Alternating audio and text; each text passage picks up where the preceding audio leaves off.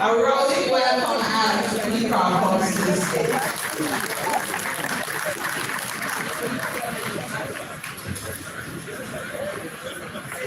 Good afternoon.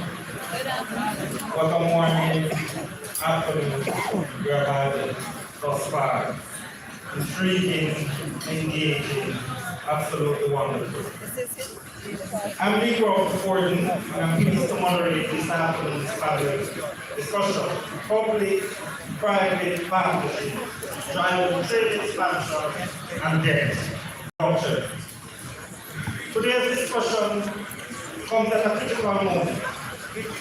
Across the Caribbean, infrastructure investment needs are estimated in the tens of billions of dollars over the next decade. Even as economies continue to operate with high debt to GDP ratios and limited fiscal space, at the same time, global financial conditions are tightening, supply chains are evolving, and small economies face increasing pressure to expand exports, attract private investment, and strengthen resilience. In this context, public-private partnerships have become increasingly important. Enhancing competitiveness for manufacturers and exporters and attracting private capital to investment-ready projects is critical for cultivating private-public partnerships. Public-private partnerships enable governments to enhance efficiency, manage risk, and distribute long-term fiscal obligations more effectively. Private firms and participants in capital markets gain access to long-term projects and predictable revenue streams. Minister, we have to hear that. This panel will discuss how PPPs can drive trade expansion, support debt reduction, and align public policy with private capital for lasting regional development. With that context in mind, let me introduce our minister. A man who really doesn't need any introduction. His experience spans government, but before government, he was on the other side of the capital market. As far as you can think, may have been another lifetime, some decade or so ago. Nevertheless, let me prove what is required. Minister Hill has over 35 years working experience in the private sector as an international banker. He has lived in 9 countries and done business in more than 125. With an MBA from Harvard Business School, Senator Hill spent 21 years as a banker in the Middle East. Starting in 2002, he also led the management team which completed the successful turnaround of one of the largest banks in the Caribbean. Needs no main sponsor. After the most honorable honorableness was returned as Prime Minister, in election victory in September 2020, he invited Senator Hill to join his cabinet in the Ministry of Economic Growth and Job Creation. On January 11, 2022, Prime Minister Hill, Prime Minister Holness, reshuffled the cabinet and appointed Minister Hill as Minister of Industry, Investment and Commerce. Minister Hill has responsibility for 20 agencies and departments. Minister Hill has a firm interest in facilitating and encouraging small and large businesses to grow, create jobs, and be profitable. His focus on growing exports exponentially, securing greater local and foreign investment into the Jamaican economy. Minister Hill, I invite you to the platform.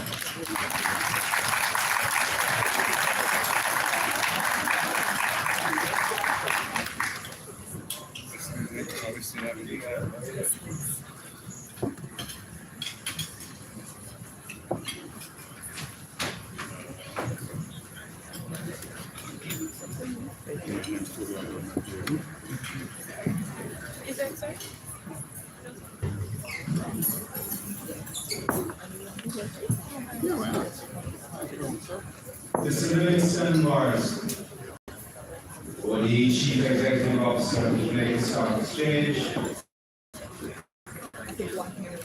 My panelists will be Mr. Shirley Fox, President of JAMPRO, Ms. Catherine Silvera, she's the President of Jamaica Manufacturers and Exporters Association. Ms. Amelia Price, Senior Legal Counsel, Inter-American Development Bank, and the IDB Invest. My moderator, who introduced me, is Deeper Forden. Deecroft is Jadil Originator, Capital Markets Limited, Jeremy Group. We have financiers here this afternoon, investment bankers, business executives, industrial leaders, and JSE listed companies, prospective IPO candidates, you especially, are very welcome by me. Media practitioners, and of course, very distinguished ladies and gentlemen.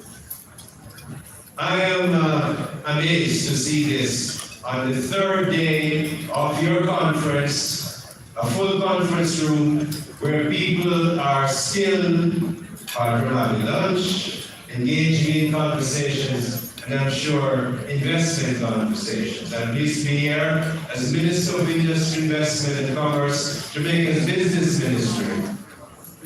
At the Jamaica Stock Exchange 21st Regional Investment and Capital Markets Conference. We're here today to celebrate. We're here today to celebrate, yes, we're all coming off Melissa, but I want to focus your mind on something that as you're in this room on the 21st anniversary of this conference, we're here to celebrate arguably the single most important invention of Western capitalism, and that's the limited liability company. And right beside that limited liability company is the well-ordered and regulated stock market. In other words, we're here to celebrate those two things. And please, if you are into the business of investing and making money, don't you forget how important those two things are to you making money and broadening money and democratizing the making of wealth. This simple limited liability company means you can get a mechanical engineer, an ICT engineer, a crack accountant, not one that is cracked, but crack sharp accountant, a lawyer, you can get a marketing person, you can get a CEO, all put them all together, call it a limited liability company. Some will put capital in the form of brain power, some will put capital in the form of brain power and money. Some will put capital in being there to support the enterprise. That is what makes a limited liability company so exceptional. And we have had an exceptional stock market. In 2015 and 2018, Bloomberg had no alternative but to name us as the best stock market in the world for those 2 years. Jamaica, small company, now it's not the size of the Cochran in Paris, and certainly not the New York Stock Exchange, but we were running well. We were running so well that everybody around the world had to learn about Jamaica being the best stock market, or having the best stock market in those years. And since then, of course, we've lived up to that. The Stock Exchange has become a powerful instrument for inclusion, innovation, and entrepreneurship. In Jamaica, the Junior Stock Exchange identifies and supplies capital to Jamaican entrepreneurs with innovative ideas and good management skills, but who are without inherited wealth or security to attract investors and lenders. The Jamaica Stock Exchange Catherine provides them with capital, equity first, And of course, you can get debt through bonds and so on. So it's an amazing place. And you know, don't take that for granted. You look at 1&1 and all these other companies, who those young guys won't have the normal equity that starts with companies, but they go to the stock exchange. I know the late Dan Williams and Douglas Arrain helped Mr. Allen to get his money through the stock exchange, what it was, a stock exchange. I remember going there for the listing of 1&1 as the minister. So proud to see him, a young man doing this, and there are many, many, many others who have gotten billions of dollars. In fact, 4.47 billion in 2021. They remember that COVID year. Another 1.8 billion, 2022, in the Junior Stock Exchange. I'm talking that last year, 2024, 25, it was 900 million and 500 million in 2025. In other words, the stock exchange is making sure people who would not normally have access to capital to start and build a business are getting that capital. Many of you in here, I know, are expecting that possibility. Many who are listening to us elsewhere, some of them are overseas, are saying we want to get on the Junior Stock Exchange to make sure we get money to build our businesses. And especially after the opportunities that we heard the Prime Minister talk about 2 days ago, and what disastrous and destructive Melissa has brought, the opportunities that we're going to take. Many people are looking to the Jamaica Stock Exchange, the regular stock exchange, and the Junior Stock Exchange to find capital. Both of them are critically important. But you know, you've heard about the 6.7 billion package from multilateral partners and post-hurricane Melissa recovery. Prime Minister spoke about that at length in his address. But I want to remind you about the 2.4 billion that is for private sector. Jamaica's economy, yes, Keith, you get that, but people will join you. They're $2.4 billion and US dollars. And it's not money that we wrote the international financial institutions and said, please lend us money. It's not like 2010, 2011, when I remember 2012, 2013, when Minister Peter Phillips had to go to the IMF, and believe me, it was no fun. Some people thought was abusive. He'd come back, and I suspect, I wasn't the cabinet at the time, but the cabinet has a table from here, the conference room, the Prime Minister's conference room, going from here to near the back here.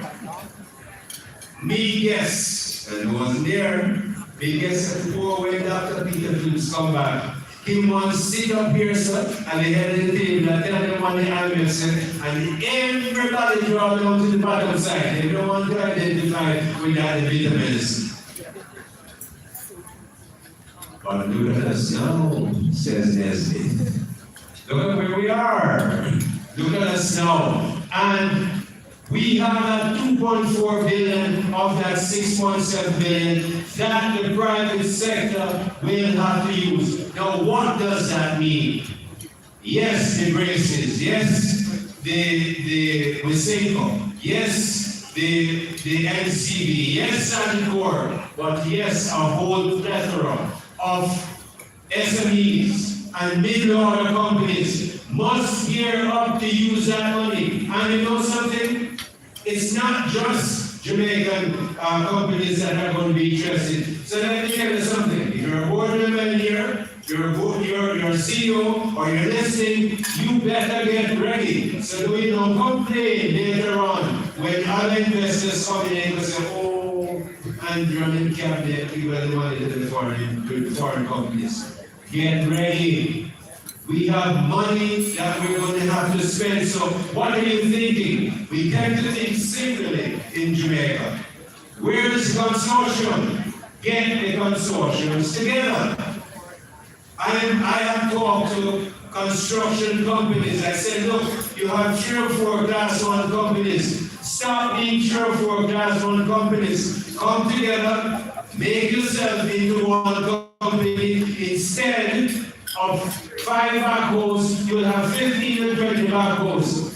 Instead of not having a 100-meter crane, you have 300-meter cranes. So you can take on big contracts, build them in Jamaica the same way other big companies from other countries come to Jamaica. We, our construction companies, must get big. So we go to Trinidad, we go to Guyana, and across the world if you please. That's how Netherlands got rich. They didn't get rich being a small country in Europe and stayed only in Europe.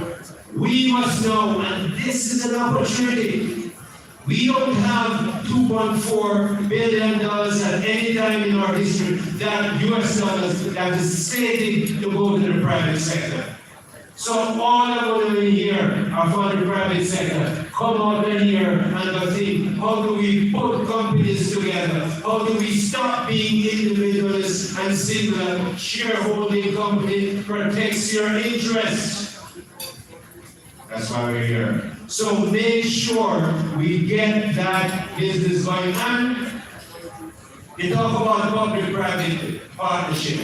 The best space, we have NMIA here, we have other institutions, and at this point, it's a good time to say that, you know, I joined the Jamaican National Investment Bank with the DBJ, and I went over here, I met Ms. Denise around, and I've seen her and her team really make the public-private partnership work in a place where many Latin American countries come here to see how we do it. But we're going to have to be bigger. We're going to have to make sure we have a country that we're not just going to rebuild.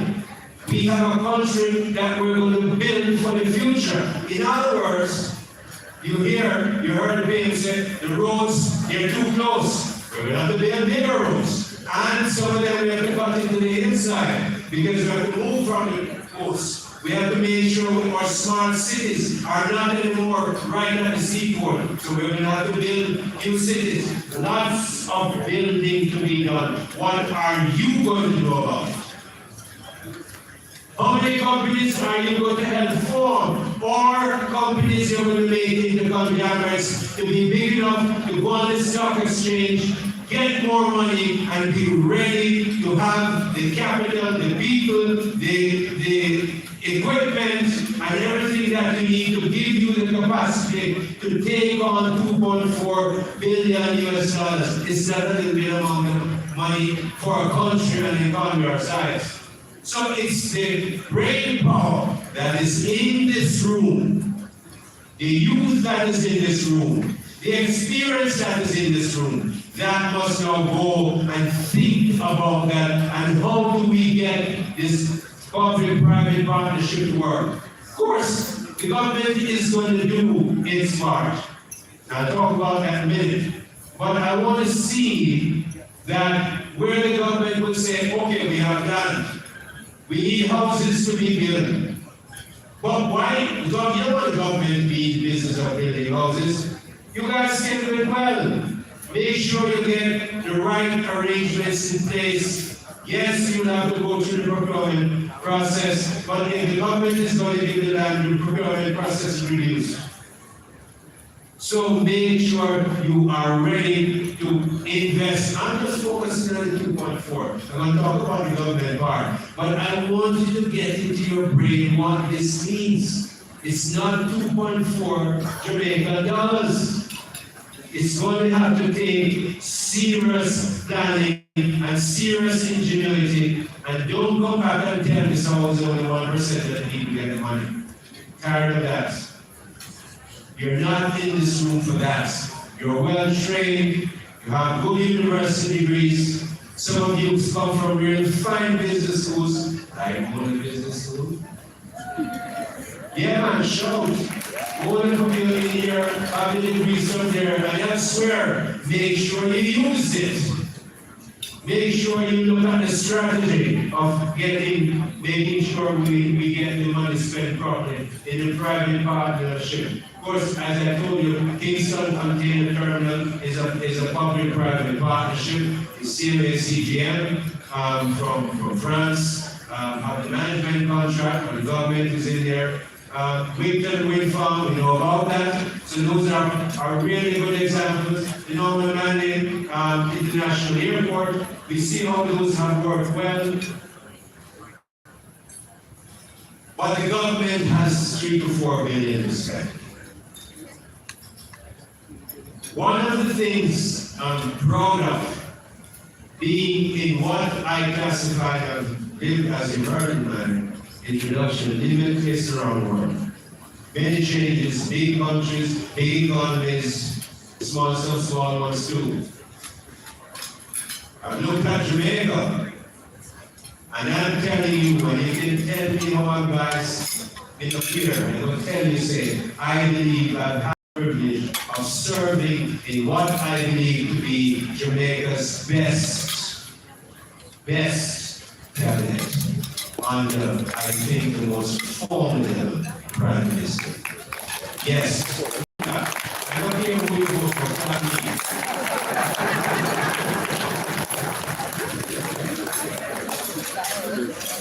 Ladies and gentlemen, why am I saying that? That's $6.7 billion that I told you we didn't ask for. I was in Korea when this hit. I asked for, I was there at the IDB conference. I asked for a private meeting with the president, and he was quite willing to give it to me when he heard I was from Jamaica and what I want to talk about. The moment we met, he said, we have $250 million approved for you today. His chief of staff was here, he confirmed. And we're going to the board within the week for another $400 million. And by the time he came to Jamaica, with the presidents and prime ministers from the Caribbean, that number had reached $1 billion. Give the IDB a clap. The IDB is Jamaica's biggest lender. Not a private bank, global or foreign, it's the IDB. When we were on our knees, the IDB, I remember President Marino stretched out his neck from here across the Pacific to give us hundreds of millions of dollars that nobody would take to us. We paid back every penny.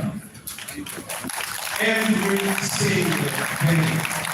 In fact, in the years of the government, the IDP constantly would require us to want us to take more money. So when the time came for us to need money, they were right up there with the IMF and the World Bank. That's their part of the $6.7 billion.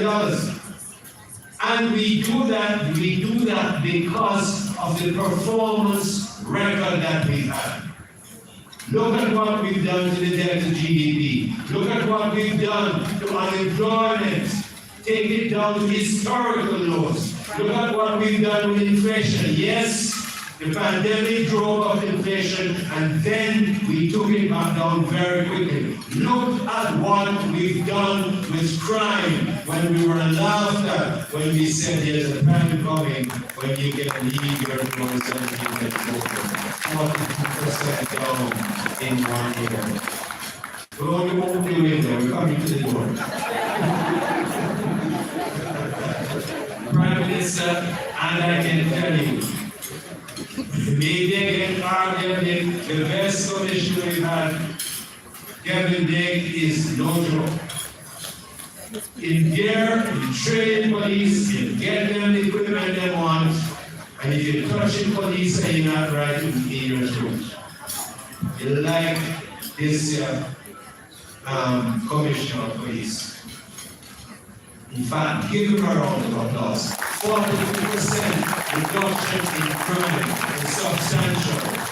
And while you're applauding, keep the applaud going for the Minister of National Security, who will always cuss when crime are going, and they won't give him the credit when they're down. So give him a hand. So I'm saying to you that the reason why I say to this cabinet, look at what the rating agencies did to us. Moody's upgraded our bond paper a couple of weeks after a category 5 in Jamaica, and we don't start with back yet. That is exceptional. That doesn't happen. This is a different Jamaica. And you know, I'm looking to the middle store in our forum here. But I want the role of banks to be mentioned. Banks, you need to look, and I know some old people are here. Some of them meet already. Banks, we need to look at those, some of the SMEs, but in the middle order companies, the supermarkets, the transportation company, the construction company, engineering companies, and get them ready to go on the stock exchange. Why? Not only are you going to make fees to Angus here, Professor Angus, we hear where you get this. Not only are you going to make fees, but you're going to have people on the stock exchange who need more and more business. And my point to get them there is that I want them, yes, to build and build their business in Jamaica, but export that business. Because remember, for 3 years I've been saying, 3 million, you can't sell to 3 million people with a per capita GDP of about 7,000 and become a rich country. You're not changing that idea. So I want more people in there, on the stock exchange, selling their stocks, getting bigger, so that they can export and go overseas and move their business overseas. So, as we get to the panel, the capital is available. The frameworks are in place, and we're always will be adjusting those. From this mentioned some in this speech. The opportunities are right here in Jamaica. I invite all partners, investors and business people here today to join in this global national effort to cement our political independence with a robust and sustained economic independence. Jamaicans, this is my idea of sustainable development, and distinguished ladies and gentlemen, our really true friends, join us, please, in this noble journey. Thank you.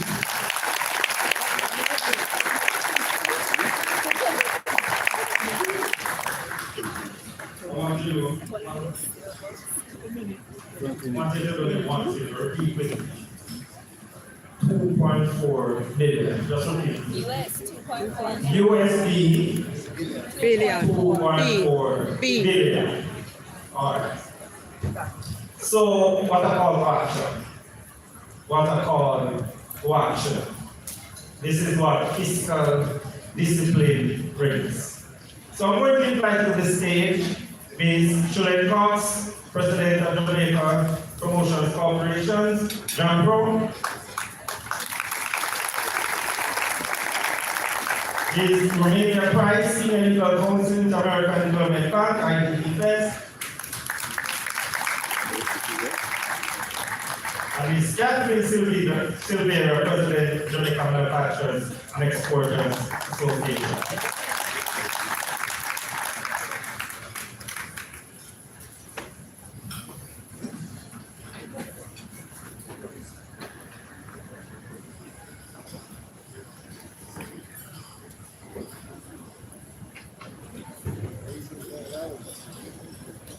Now, I'm going to ask you to share your questions.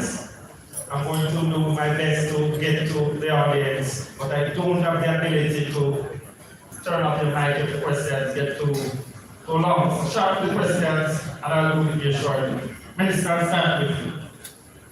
Why do PPPs matter to Jamaica? Why do PPPs matter to Jamaica? And I think we are being told to hold the mic as close as possible to our mouth.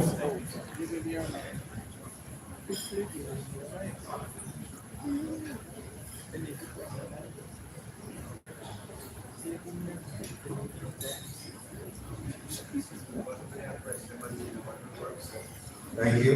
Here we are. Why are PPPs so important to Jamaica. Well, you know, PPPs are important everywhere. I hear the president of the richest country in the world go to Dubai and make a post that one investor is going to invest $20 billion in this country. I hear that last week we talked about Toyota putting in 10 billion US dollars. So it's not something we're created or something that is relegated to small or poor or medium level countries. It's something that all of us in here should be working towards.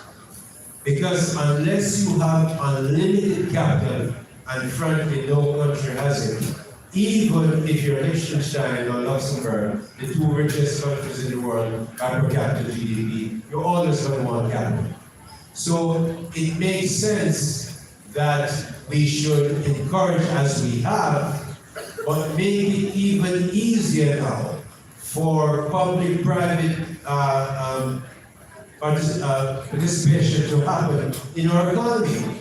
Because while we were fixing it and making it grow, we had to be careful. The rules had to be kind of strict. You know how we are in Jamaica. You fix the rule, and if you don't dot this I and cross it, see, it can't move from this to that this. Well, we're at the stage now where we have actually become the model in the Caribbean and Latin America. And that's a fact. Many people come here to see how we do it. We now must want to make sure it becomes even easier and more efficient to use, because we need a ton-load of capital. Also, because after Melissa, we have this 2.4 billion US dollars that will have to be deployed. All of you will be cursing everybody, and not yourselves.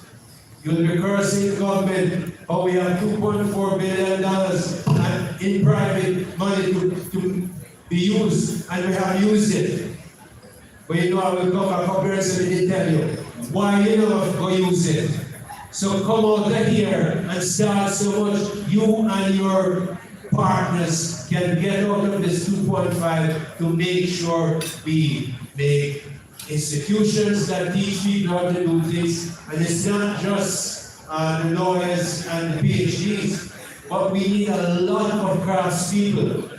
We need, ladies and gentlemen, I don't know, we're putting out maybe 200 or less engineers a year. We need to have at any one time 5,000 engineers operating in this country, and especially where we're going. Do you see how far we have to go? You go set up an engineering school, you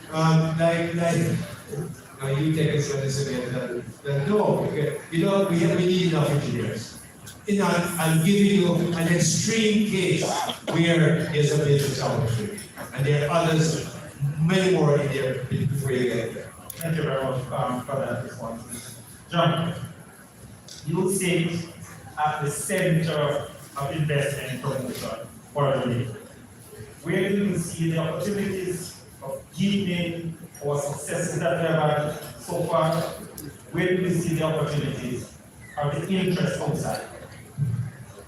All right, so when we talk about PPPs, and Minister spoke to a couple of examples of where we had successful PPPs, particularly at ports. The two airports, the Kingston Container Terminal. Where there's a lot more opportunities is everything before that. So for example, if we look at the infrastructure, and really truly in Jamaica, a lot of opportunities around PPPs are embedded in the development of infrastructure for industry. And so if you take agriculture, for example, right now, the AIC, Agri Investment Corporation, is looking to put together a deal to divest AMC. And AMC is a critical pillar in the agricultural industry because that's where we aggregate our fresh produce. We have thousands of farmers across Jamaica.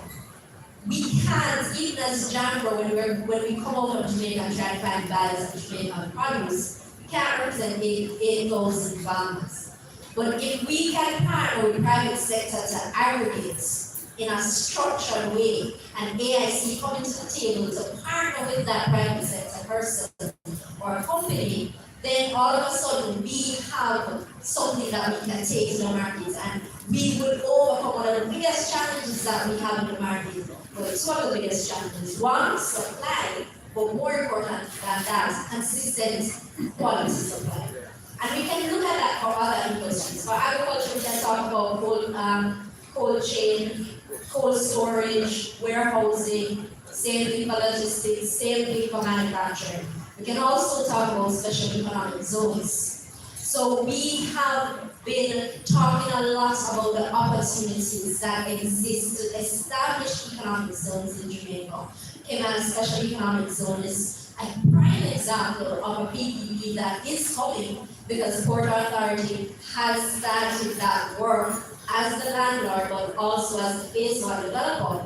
But when Minister talks about consortiums and encouraging business people and capital firms to come together and present an opportunity for government to partner with private sector to build that out and realize the opportunities that exist for that particular zone. And there are many other, I'm sure if Special Economic Zone Authority were here, they will talk about the other opportunities that exist, and that happens right across sectors. I want to answer a question. I see you nodding your head consistently.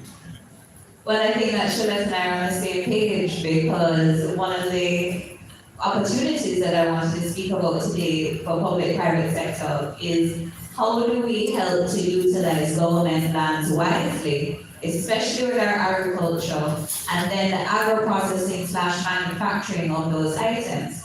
One, it helps to protect our food security. And secondly, if we were to develop, and I'm not coming up with this myself, AgriInvest had a detailed presentation at their conference in August, but on items, agricultural items that we excel at, that we are noted for, are Jamaican ginger, which is considered one of the strongest and best in the world, our Jamaican turmeric, Jamaican castor beans. These are all items that not only should we be producing, growing, and exporting as is, but that we should be processing and manufacturing the value-added elements such as nutraceuticals, specialty beverages, teas, pharmaceuticals, soaps, cosmetics, oils, that we can attract an even higher price point to help our exports grow.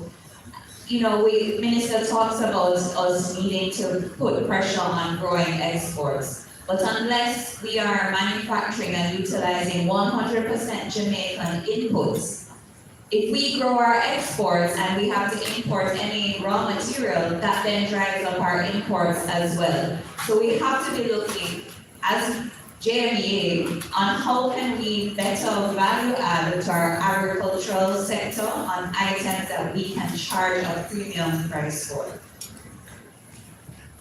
Is price. PPPs and Jamaica have enjoyed some success.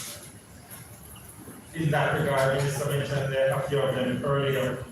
Risk management, in putting together the contracts, legal, from an IPB perspective, how do we strengthen our capacity to be able to put this together? So the minister, I agree with the minister that we have lucky in Jamaica and have made too many PPP failures because of how we design our contracts and the legal and regulatory framework that we have in place. And we saw the success of that with Kingston Container Terminal, with ports, as you mentioned, and various real energy projects. And with a successful PPP, the main thing is risk allocation. And that has to be clearly and specifically set out in the contract. And when PPPs generally fail, it's because there has been a misallocation of risk. So for example, the private sites to fund regulatory or political risk. And these things are generally outside of your control.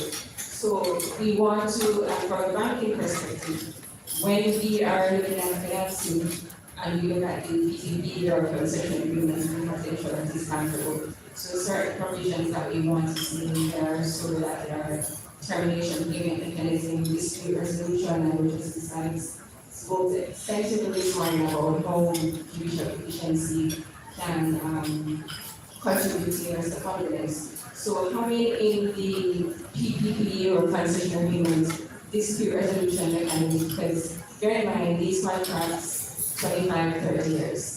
Disputes will arise. It's not a matter of if, it's just when. So having a specific and clear mechanism in the document to how to deal with those disputes quickly, because time is money, as we talked about this morning. If disputes are not resolved quickly, then your project delays, it affects the project economics. So as from a banking perspective, these are some of the things that we look at. And one other thing that needs to be considered very early on is the costs related to perfecting security, because the lenders generally have to take security for all the assets.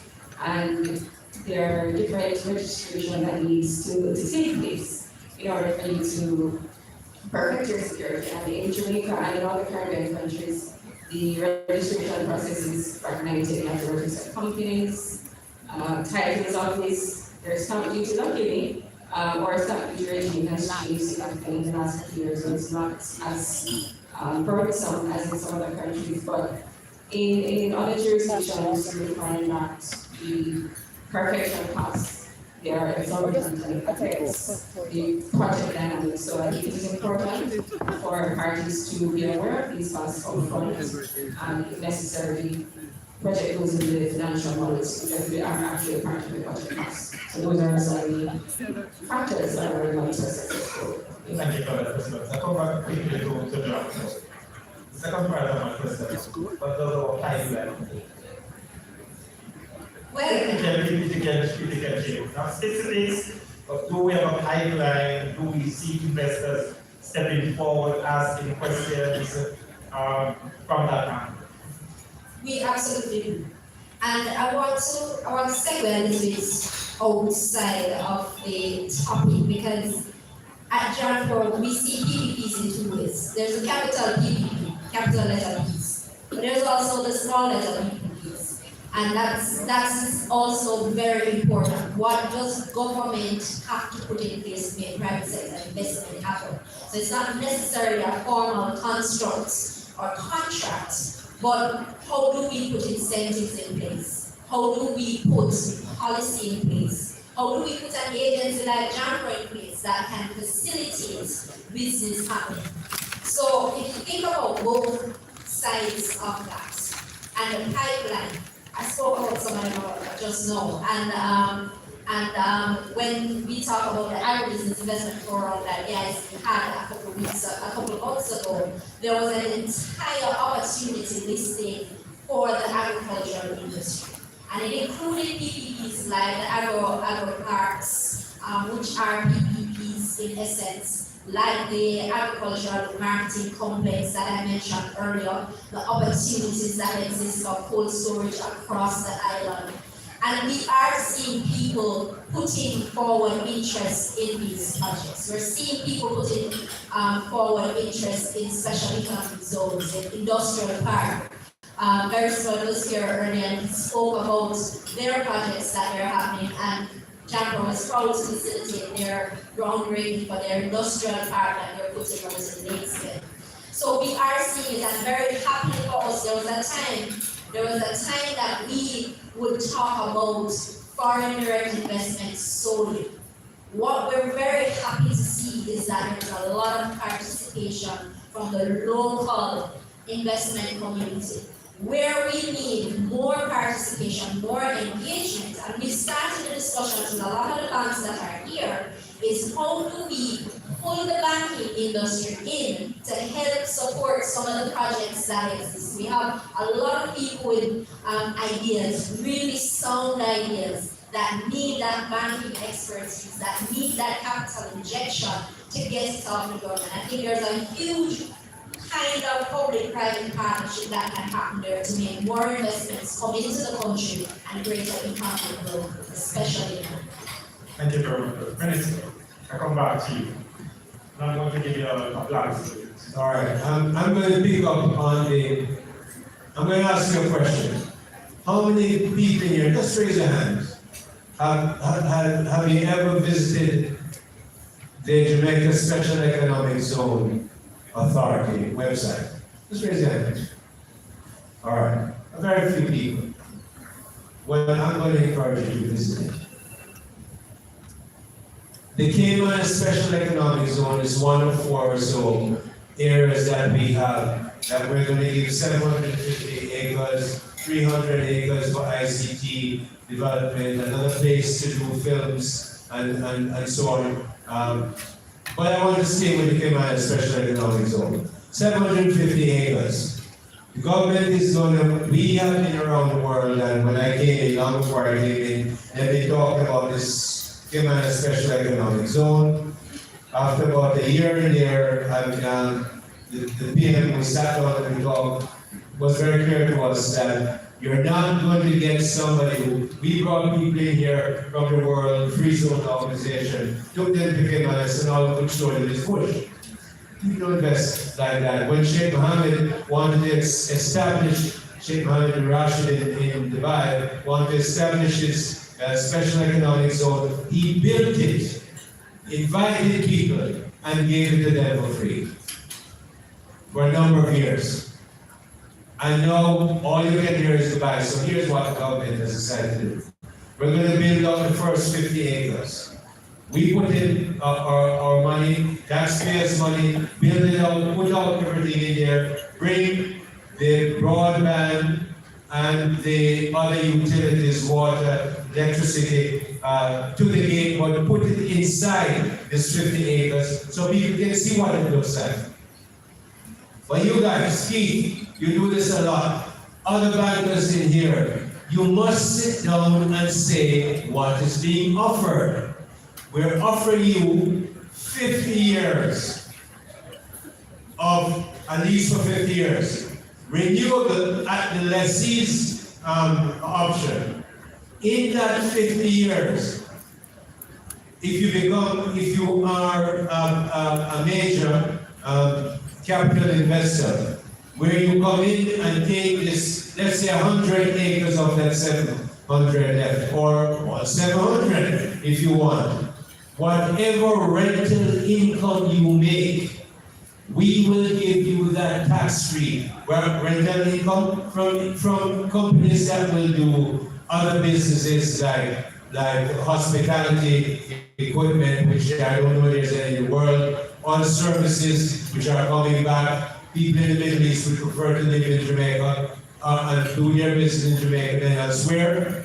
When you come in and all that rental income you get for 3 or 4, 5 years will be without taxes. And over that 50-year period, you can drop the taxes down on any other income you make from 12.5%, which is half of the corporate tax, to 7.75%, depending on how much marketing and investment you do, and training of Jamaicans. For heaven's sake, don't let other people come and get this, one of the best pieces of land left in Jamaica, and then 5, 7 years from now, 20 years from now, you're going to tell your children that went to foreigners because the government gave it to them. Please go to the Jamaica Special Economic Zone Authority website, study, and put the consortium together. Banks get in there, engineering companies, managers get in there, and take it over from the government. Good PPP. Thank you very much. Thank you very much for that. We have time for just about 2 questions.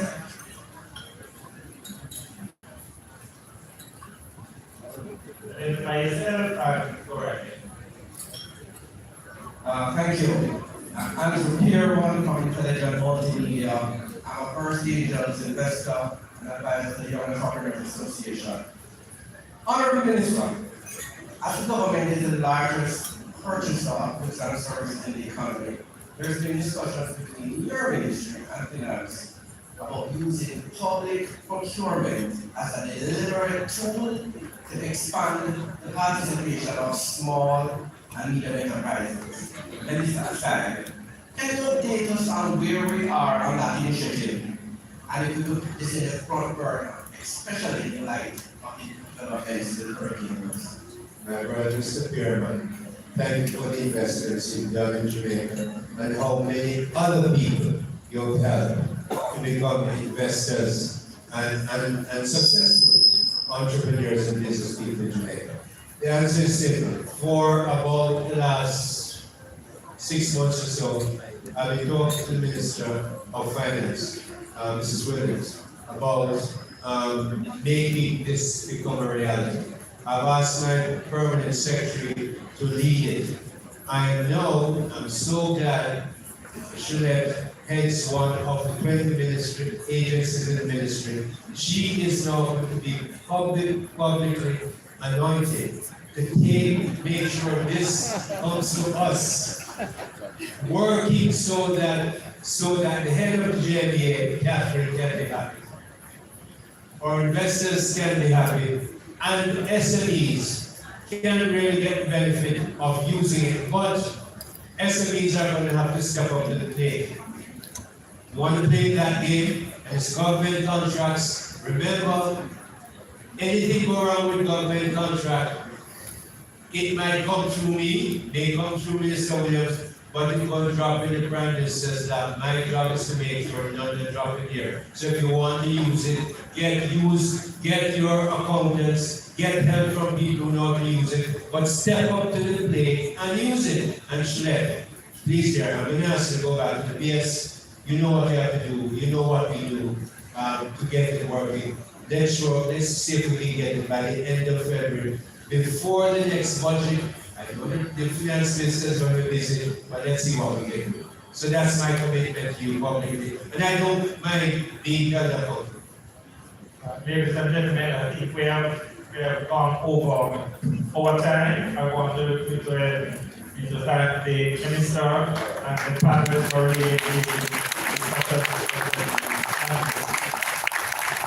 Thank you very much. Public-private partnerships driving trade expansion and debt reduction.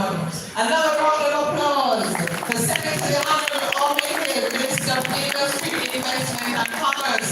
We can simply call him the Minister of Business, the Minister of Profit.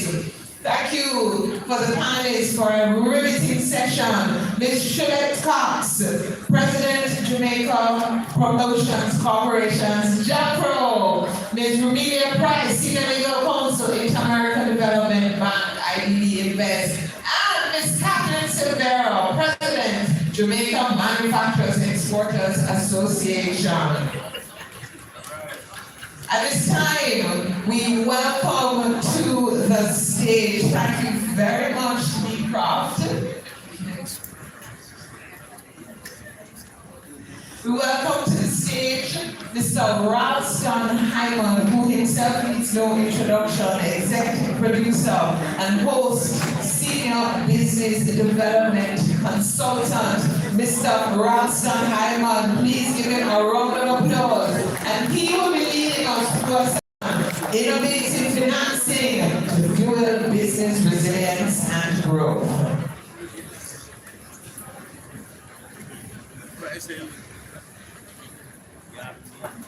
Thank you so much. Good afternoon, ladies and gentlemen.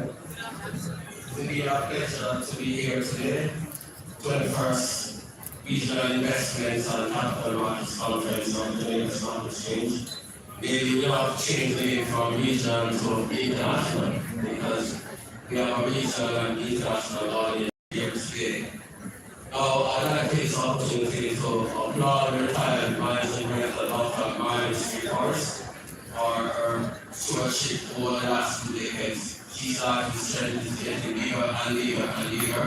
And we just heard today that she was having what she called Street-Horse Consultancy, where she's now in the business of regional and international consultancy. So we don't love Marley Street-Horse, we have been working very closely for a long time. We'd also like to congratulate Stephen Buckingham and David, the new managing director of the Jamaica Stock Exchange. We call it David because we know it from a different dispensation from the whole field of football. We don't football with a whole lot of people here.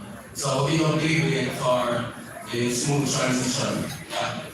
one thing that we would like the audience to know is that this conference is taking place against the background of one of the international conferences we call Davos. So what we saw happening at Davos yesterday is that Donald backtracked from one of his, what we call, erratic and bizarre behavior in relation to Greenland. So what we saw, the market stumbled on Monday, then they recovered yesterday, and the recovery process continues today. Remember, Jamaica is a small economy operating within the context of a larger international economy. The Republic of the United States of America is our major trading partner. So 67% of our remittances come from America, 70% of our tourists come from America, 45% of our imports go to America, and almost 50% of our exports go to America. So whatever America does impacts the international economy and also impacts the Jamaican economy. So what we saw today was the market starting to recover. The Dow tumbled by over 700 points on Monday. So before we came here, we saw the Dow trading up by 437.52 points. S&P 500 was up by 53.66 points. Technology, the Nasdaq was up by 255 points. Over in Europe, we saw a recovery taking place. Stock Euro 600 up by 17 points. The UK FTSE was up by 11 points. Germany's extra DAX was up by 295 points. Harris's top 14 by 79 points. Spain's IBEX 35 up by 223 points. Italy's Germany was also up. Over in Asia, we saw Japan's Nikkei 225 up by 214 points. Tokyo's up by 26 points. Hong Seng Index up by 44 points. China's CSI 300 up by 0.64 points. And the MSCI Asia Pacific Index was down. We also saw the commodities markets recovering. So we saw corn at $424 per ton, wheat $515, cocoa $4,469 per pound, cotton $63.91 per pound, and cotton by 224 pounds. So we see markets recovering after the backtracking on about the 10% tariffs on February 1 and the 25% on June 1. Now here what is important. The classical economists, people like Adam Smith, David Ricardo, John Baptist say, they contended that goods must be allowed to flow freely uphill from low price markets, high price markets, leading to an improvement in the consumption and production possibility frontier. So when you increase tariffs, it leads to a reduction in trade and higher levels of inflation. We saw the Federal Reserve's personal consumption expenditure in Spain, which is federal inflation rate, which was 2.7%. Over in Jamaica, the conference is taking place against the background of the damage to country infrastructure by Hurricane Melissa, which amounts to about $8.89 billion US. And we also hear that the damage to the economy based on the GDP. GDP is a flow measure, the capital stock is a stock measure. So the GDP flow here is somewhere between 4 and 10%. But there has been significant damage to the country's capital stock, and that is why we have been talking about whole thing about infrastructure. We have a whole lot of infrastructure work, roads, bridges, schools, factories, equipment, all of those things that are going to need innovative and alternative sources of financing. What is that we also like to leave the minister spoke honestly about what happened between 2010 and 2013 and what documents went through. So sometimes we say that never happened. So what the parliamentary minister look back on that and let us understand that this is a bipartisan approach to where we are right now from 2013 to where we are right now. I can understand some people can start talk about that. Right? So today we really want to talk about alternative sources of financing and how we're going to deal with this recovery process in a global economy that is characterized by uncertainty, because today the economy is going to do this, tomorrow this is off ramp, and then tomorrow is something else. So there's a whole lot of uncertainty that is impacting on the investors as we speak today. So it is very important that we take this task seriously, as Minister says.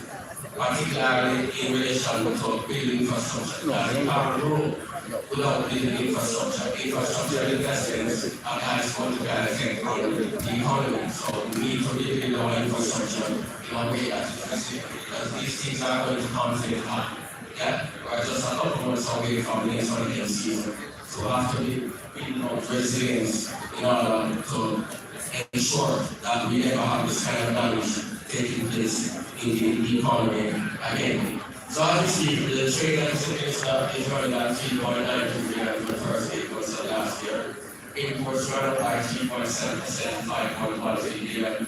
Exports climbed by 1% to 1.2 billion. So our big problem to comment in relation to that, you are the minister who is in charge of that process. So we'd like to support you in making that process on import substitution or exports, because we need at this point in time to close the gap in our external accounts. We see that we are projecting through our current account deficit of about 2% of GDP this year. So as you say, we need to ensure that we have the requirements of investments and that we spend money properly in order to get the economy up and running. Yeah, so we support you in that regard, and we look at the work that is being done by the Jamaica Stock Exchange. So we came here today, they combined the elections of Iowa 2000 points, to the market time by 5 points. So we're going to Jamaica Stock Exchange. So what we'd like to talk today, we'd like to talk with Alex Johnson, he's from the NCD Capital Markets, and Valerie Stewart, who's an Associate Director of Investment Banking and CIBC. Dedicated panelists today as we speak about how we can move the economy forward in innovative and resilient financing. Members of the MSME sector would like our panelists now to come on the podium and start discussion. One thing to know is that members of the MSME sector, prior to the impact of Hurricane Melissa, they were already struggling in terms of financing. Yeah, part of that has to do with problems in terms of the lack of structure, the lack of appropriate paperwork and all those things. And then there's also a problem in relation to how the banks approach these things, where the one size fits all or people mentality, which is not working. So we need to develop innovative financing as to how we're going to deal with this problem, and that's why Alex and Valerie are here. So we'd like to start the process with Alex, tell us that how NCD Capital Markets built our approach to start. Like what we did for Jamaica Markets, we said that was a very big deal. I will leave that in the process. Alright, so thank you very much, and thanks for the Jamaica Stock Exchange for hosting a conference of this nature. I think it is very important for industry personnel to come and share their level of expertise so that we can all benefit from it. And thanks again for the club that raised the Jamaica Brothers Fund. It was a very difficult transaction. Now, in terms of what you mentioned, in terms of the infrastructure and how NCD has been working, so we realized that due to the passage of the hurricane, a lot of infrastructure would have been damaged. NCD is not new to invest in infrastructure developments. We've done quite a few infrastructure developments, and we keep partnered with the CIBC for some of those as it relates to water, renewable energy, and other type of infrastructure development. And we would have partnered with GMB as well as it relates to transport and highway of our sea levels. So we're not new to infrastructure, but we realize a lot of infrastructure was damaged recently. I heard the minister saying that $2.4 billion is available. I don't know when 2.4 is a number, but NCD has an asset base of $2.4 trillion. We also sit on very huge balance sheets, so we have a lot of cash to deploy. And since then, we've been aggressively looking for infrastructure type investments to deploy those funds. So what we'll say is for any infrastructure type company that is out there that is seeking financing, please reach out to us. We are really looking for those type of investments. I think we have a very good track record of executing those type of transactions. We have done some for the Port Authority, NWC, JPS. So we have a huge first to give those investments, and we're like to reach out to us. Alright, so that's the soft problem. Now, it's no problem. People like Andrew and these members have been struggling to find financing. Primarily because that's what they're good problem, the lack of structure and how you can. Right, so systematically there has been a lot of problems, and what we earlier today there was a session that spoke about the duty of due diligence, and we find that that's one of the hardest hurdles to cross, the due diligence section. So at NCB and for other financial institutions, there are a lot of approval committees that we have to go through. And if a transaction is not tight, it's hard for us to get it approved because at the end of the day, we're going to investors in the general public to ask for their funding to invest in these type of transactions. And our reputation is at stake if these transactions don't go successfully. So one of the hardest challenges is overcoming that due diligence process. And for infrastructure type transactions, they are pretty huge and a lot is at stake and it requires a lot of cash. So we have to ensure that from all angles we do the proper due diligence. So it's really overcoming that due diligence hurdle, which usually takes sometime between 6 months to a year, but pretty huge infrastructure type developments. Okay. However, what's your take on that? Because we know the economy is not going to recover as quickly as we expect. So CIBC Caribbean has been for many years now focused on infrastructure, financing infrastructure, not just in Jamaica, but across the region. We're talking about ports, roads, energy assets, wind, solar assets, and we believe that that kind of infrastructure needs to be made more resilient in the Caribbean. And there is a need to finance that resilience. It's not just going to happen because we wish it to happen. And as a Caribbean bank, as a Caribbean institution, the market in which we operate needs to be a resilient market. So we support financing of infrastructure, but we also want to do it in a sustainable way. So we do look at transactions. We concede some of our, what we would call our profits on those types of investments. So making sure, because we understand the impact it has on the wider economy, and not just hard infrastructure for roads or energy or things like that, but infrastructure that has a social impact. So we are very deep into that, and that kind of funding, that kind of financing requires a lot of innovation. It won't be a cookie cutter approach to getting those things done. So we pride ourselves on being able to partner with other innovators such as NCB.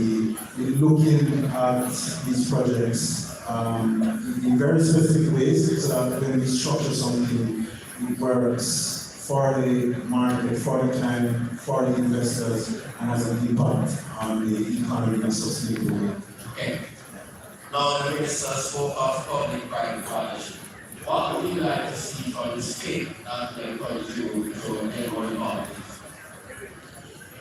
I think for a number of years now, Jamaica has had a PPP framework that we have done, I think, probably a little ahead of the curve in the rest of the Caribbean region.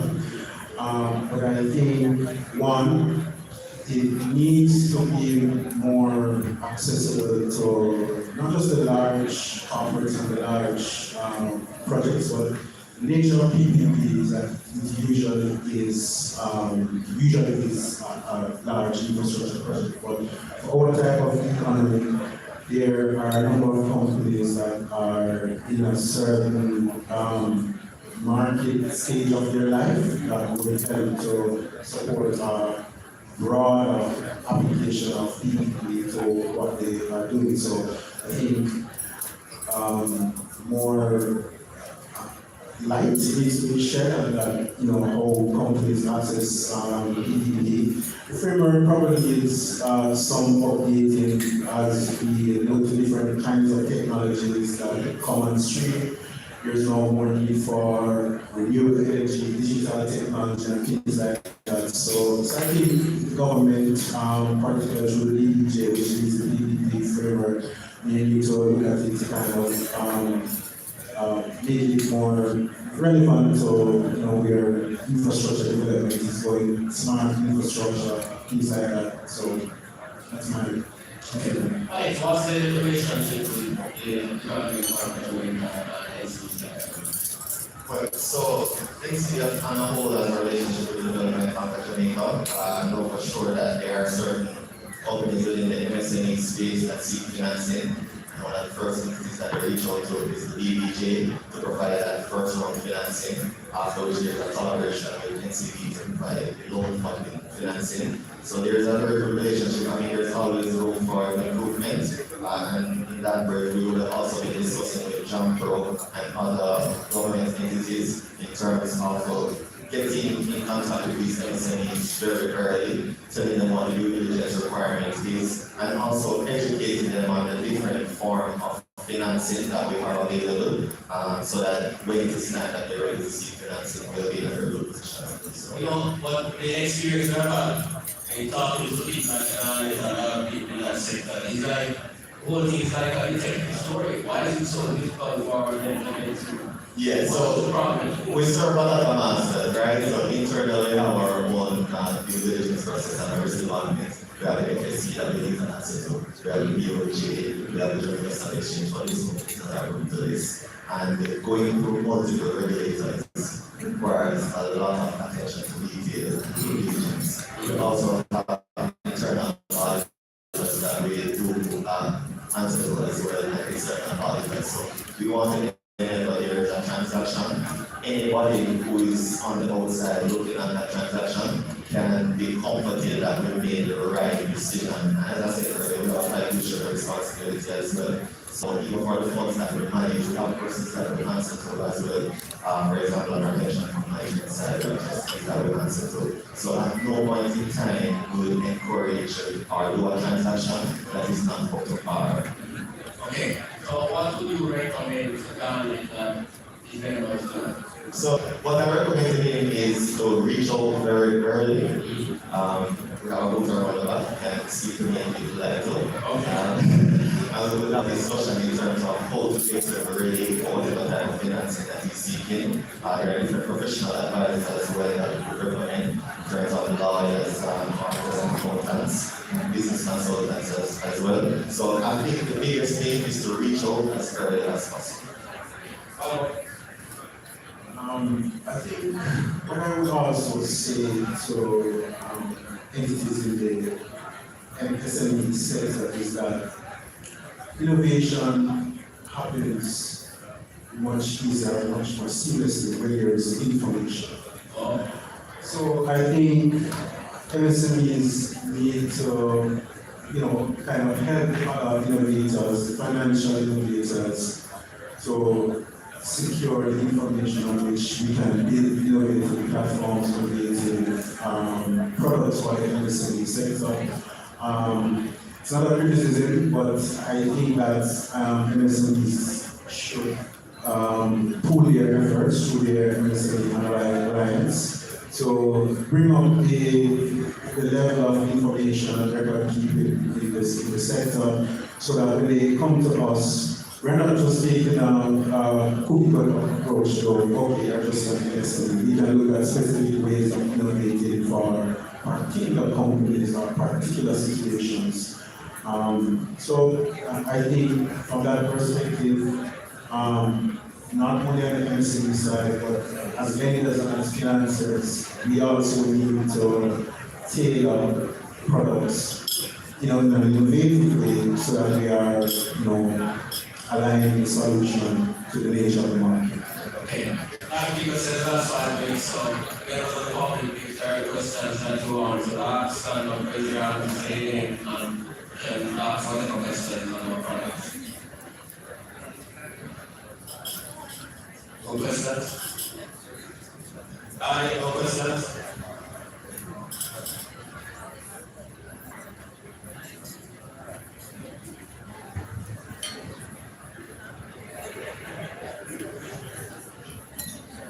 Good afternoon. Okay, Denise Williams. in this capacity, Second Vice President, Small Business Association. Now, you mentioned the fact that the MSME market needs to provide more information. Now, information has a cost. One of the challenges and realities is that MSMEs are held to the same standards as corporates without consideration that, well, I think MasterCard said there are about 480,000 solopreneurs. There's 425,000 MSMEs. These are not persons with compliance requirements. But this is not to say that we don't understand the importance of compliance. We're simply talking about the cost factor. It's the equivalent of taking somebody who's in kindergarten and giving them an exam at university level. They don't have the capacity, they don't have the structure in place. And it's not that changes can happen because First Global Bank actually has a product that allows small businesses to pretty much bring about 30% of the paperwork that other financial institutions require. And even though the account has limitations, it's still a business account. Additionally, they actually check balances to determine business credit. So they're not asking for, again, the large amount of compliance and cost of compliance that their competitors. So I'm not pitching First Global because of any other reason than the fact that they exist. Okay, so it's showing that in the marketplace, there can be consideration. And so that's what I think is missing across the board. The consideration for the difference in business operation between MSMEs and corporates. Thank you.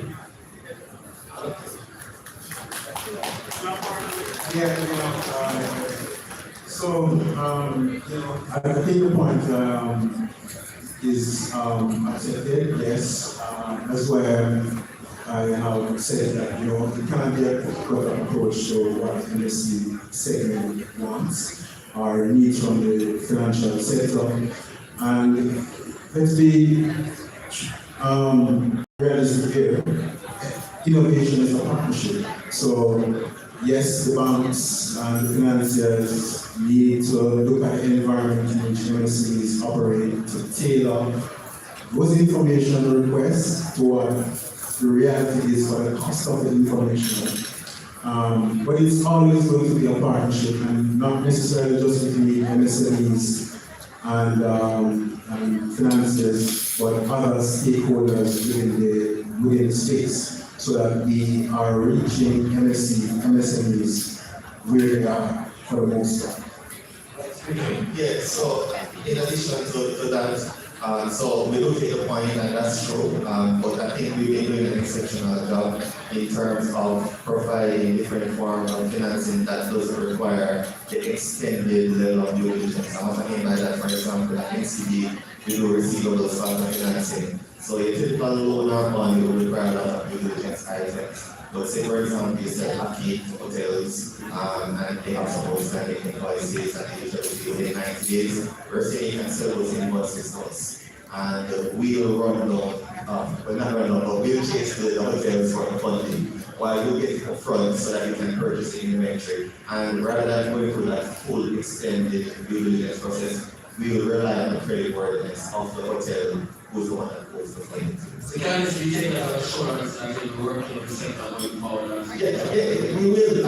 As I said, we've been partnering with John Pro and other ministries, and that's why we're here, so that we can have these discussions to learn from it as well and take the advice that we get from MSMEs. Thank you very much. Again, we're at a stage where we have the start of implement. Thank you very much for being here as a panelist. Thank you very much, members of the audience, for tolerating us today. Thank you so much. And thank you very much, Ralston Hyman. Another round of applause for our panelists, Innovative Financing to Fuel Business Resilience and Growth, Mr. Valdemar Stewart, Associate Director, Investment Banking, CIBC First Caribbean, Mr. Alex Johnson, Manager, Origination and Structuring, NCB Cap Markets.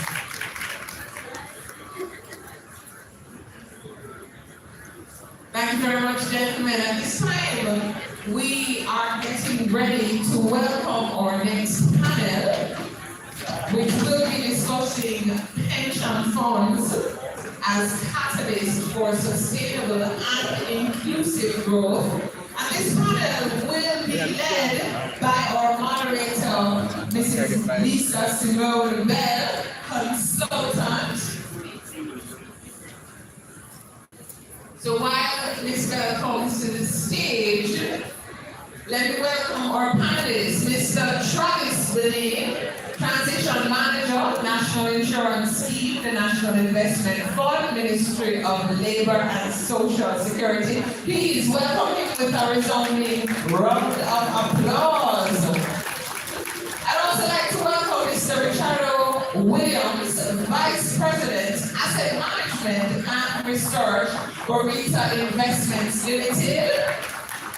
You want to go round of applause as he makes his way to the stage.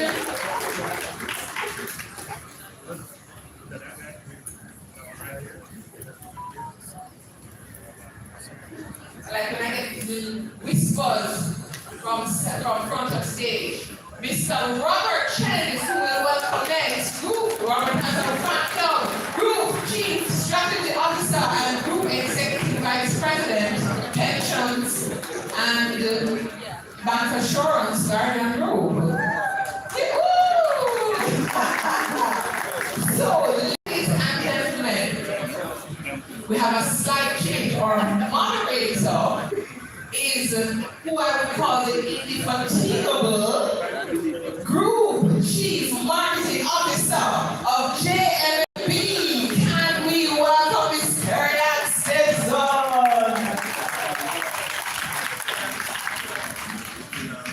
Thanks, Rochelle. Well, Mr. Marketing,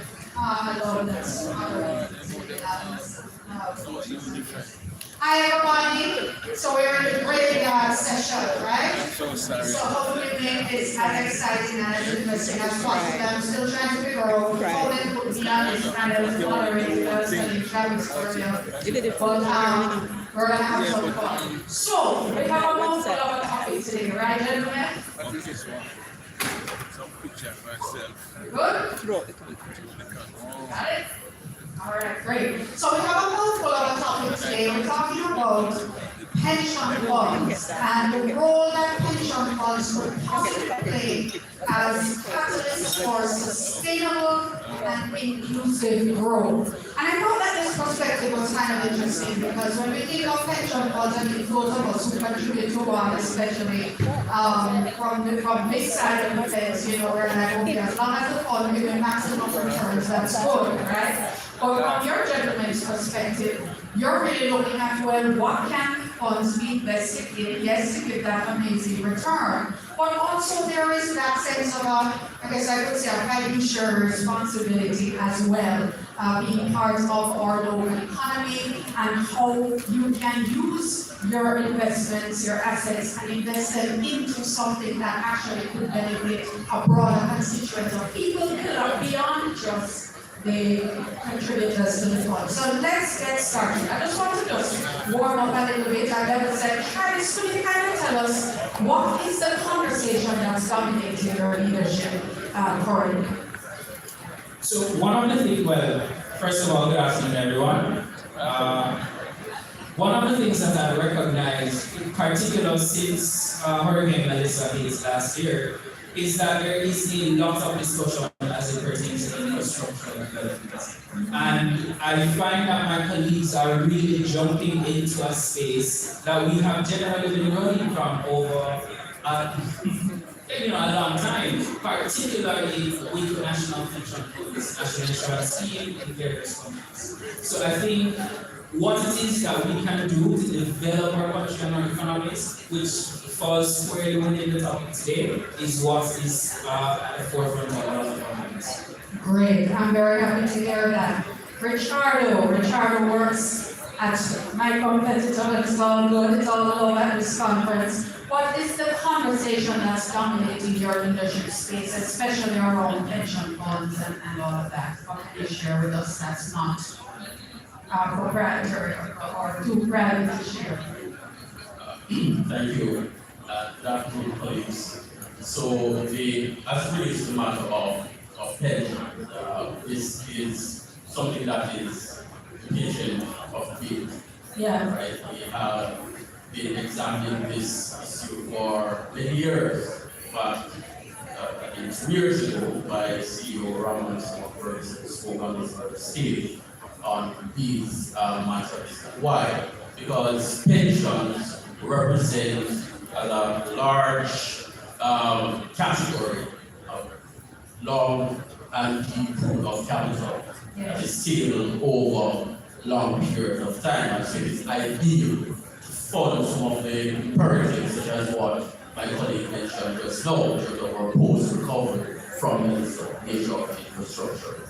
So the question that dominates for us now, if this is known and has been demonstrated all over the world, Canada, US, Australia, are examples of jurisdictions that have used pension funds to great effect to fund innovative investments and infrastructure. Why haven't we done it? The constrained of environment is the institutional setting, such as restrictive investment limits, currency of the large pool of investable funds that we have. Pensions can invest no more than maybe 5% of some of the imperatives that we use to fund. So that is the critical element for us at this point. And I would say it is the binding constraint to which we must direct our money at this point. That's a good way to level set. Sir Rob, how are you? Thanks for joining us. Yes, Robert. So, what have you guys been talking about with right Guardian? Thank you, and good afternoon, everyone. And it's actually a very similar conversation to the one that Charlie was having with his team. We talked about Canada, Australia, and what the pension funds have done there in terms of investments in infrastructure and sustainable green initiatives. And you raised the point that we focus on returns generally, and now should we shift the conversation to our quote-unquote fiduciary responsibility. But I challenge you to say, I don't think those two concepts are at odds, because the conversation that we are having is similarly looking at the investment limits, because in the Caribbean, the regime is quite restricted and rules-based, as opposed to following something like the prudent man or prudent investor principle, right? But a prudent investor would look at these infrastructure investments, like a Gomers, like a CPP, which have done fantastically well. These are some of the highest returning pension funds in the world. And about 50% of their portfolio is invested in private assets. So that's the conversation that we're having here is, do we need regulatory evolution to allow us to invest in these type of assets? And this conversation we're having about catalysts for sustainable growth really helps with that. Because now we have an opportunity, we heard during many of the panels earlier today, to invest in infrastructure, to invest in green initiatives. So not all these initiatives will fall into the strict rules that we have today. So part of the conversation is how can we evolve the regulatory framework? Still be very prudent and risk-based, but allowing for these infrastructure investments. So let's dig into that a little bit then, Robert, because I think, but first of all, it's very heartening to hear that all of you are having a very similar conversation where you recognize the role that your respective pension funds can play in helping to create the kind of growth and development that I think we all want to see. So Travis, and I feel like Ricardo kind of started to touch on it, so I'd love to ask Travis, what are the mechanisms now you think need to be put in place. You know what I'm about to ask, right? Because not only did we get these questions as part of the prep, but something that I think we're easily flowing into in this conversation. What are the mechanisms that need to be put in place for us to realize this objective of pension funds being that catalyst? I think one of the first things that needs to be done is an understanding of the role that the pension fund will have to play. So yes, we are trying to get our returns, but we are also squarely positioned to ensure national development. Once it is that, for example, as a national pension fund, we recognize that, we now have to jump into how it is that we execute this mandate. Reform, reform, and reform. There needs to be reform, reformation right across the board. I think in Jamaica we have a more flexible financial structure, yes. However, there is so much more that can be done. There is so much more that we need to do. And once it is that we come to the table and we identify the issues from asset allocation, limits on how much it is that we can spend in a foreign currency. We recognize how it is that this could work. We look at our Caribbean brothers and sisters and potentially see how it is that we can work together, create some uniformity right across the region, and ensure that we are not only developing our own space, but developing everything and everybody.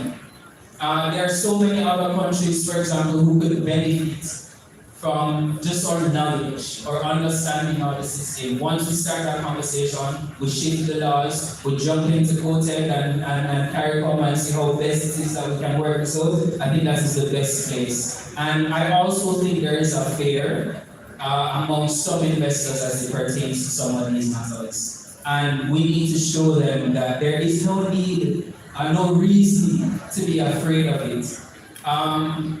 One of the other things that I also know it needs to be done when I speak to my colleagues from the different NIS teams right across the Caribbean is there needs to be a little bit more unity in how we invest. We don't truly understand what we have if it is that we put it together. As a region, we don't really understand what we have. Looking at Ghana, looking at just the possibilities, the green space, developing what we have as it is. We haven't really started that yet. I know some things have jumped in. I know CCR, for example, from Signals is doing an excellent job where that is concerned. And I look forward to the conversations leading to opening up the space for more of those things. All right, thanks for sharing that. So, Richard, from your perspective, whether you want to echo what Travis has said or if there's anything else, what do you believe are the mechanisms that need to be put in place to address what are what's necessary for pension funds to be the kind of catalyst that we want to see? All right, thanks for that. Well, insofar as this is concerned, I'm going to take a very practical perspective here. We don't want perfection to be the enemy of the good. So I'm very pleased that the Prime Minister said in very broad terms, opening night conference, that where we are now requires more modern regulation. The Finance Minister in the opening plenary then gave further details on some specific regulatory reforms that we might pursue, including the pension limits, increasing those. So that's a very important point of the party, get the ball rolling there. And that is impactful, because just by increasing the limit, by a very certain party, she mentioned something like about 60 billion that could be immediately unlocked if you increase the limits there. That's a lot of money. When you think about the damage that has happened in that river, that's a lot of money that can be channeled immediately, building back some critical infrastructure, schools, hospitals, etc. So that's the immediate thing that we need to get done. The second thing that I would say would be important in my consideration of the things now is that if we look at the total pension assets that are available, it's about $1 trillion or so. Might sound like a lot, but it's truly not. Right? We think about the average contribution to pensions in Jamaica. So that is something that we also need to do simultaneously. Consonant, that is how do we increase the level of pension savings in Jamaica. So something like auto enrollment is something which the Pension Industry Association of Jamaica has been pushing. That's something that we also need to look into because that will continue to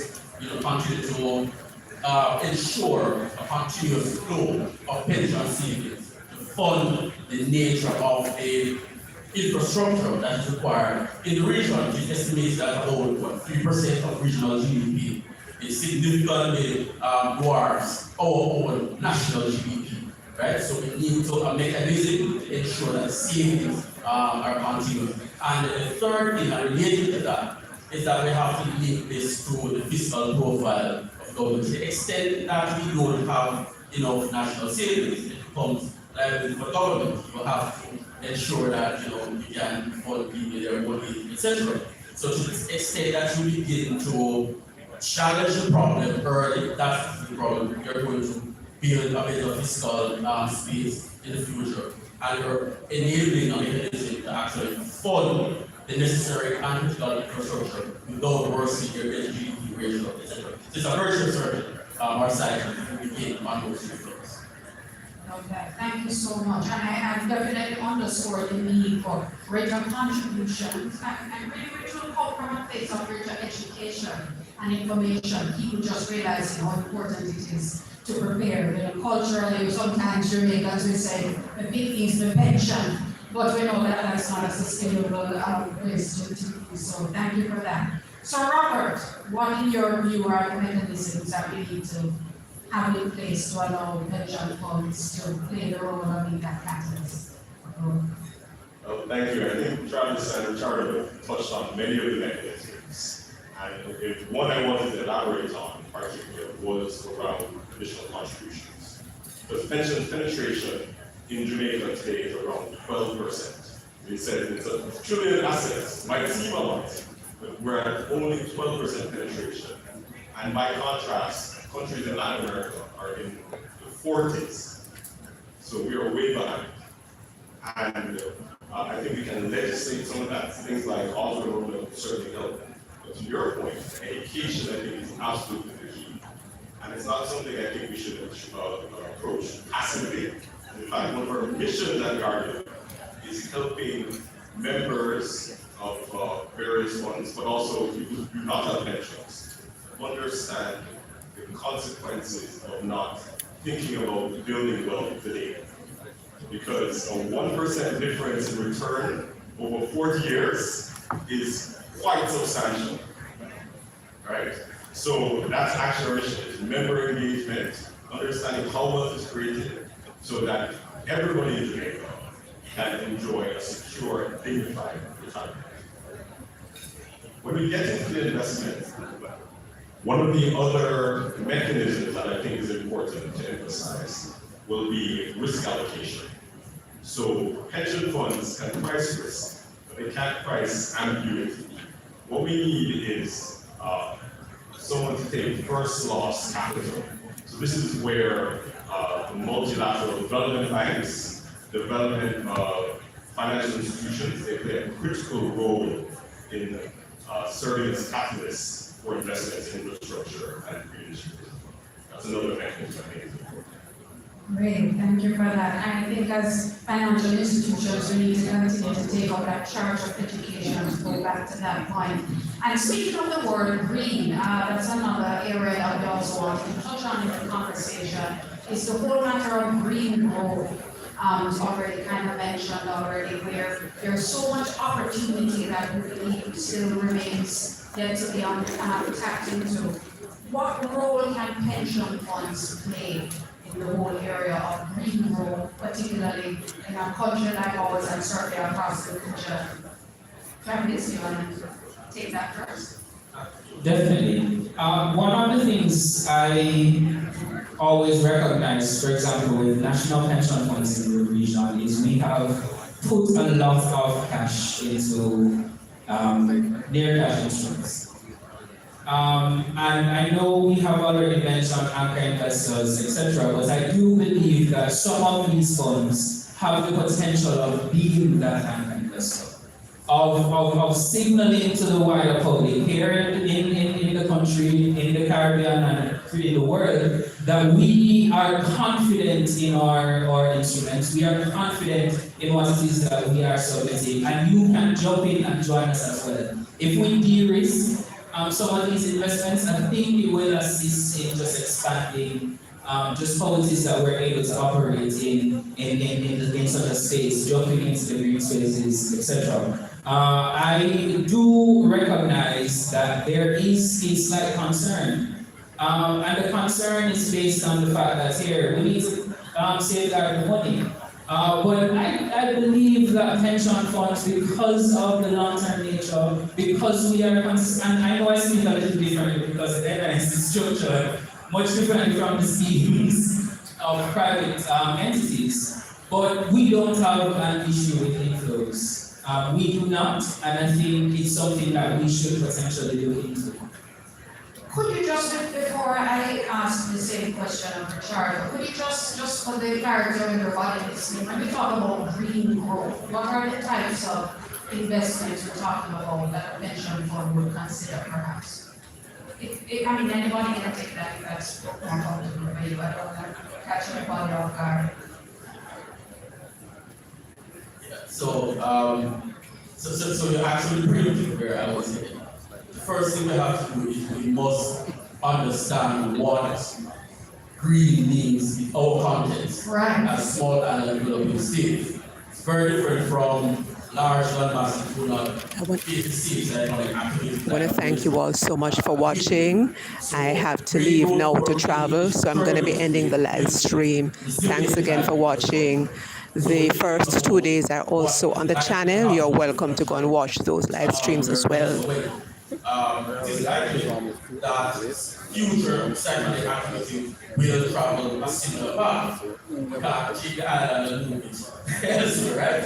We must rebuild in such a way that we will be stronger, more resilient when other our future activities of that nature comes. So it is not, in my view, entirely, different from what we have always said thus far, building stronger infrastructure that is fit for purpose, given our specific vulnerabilities.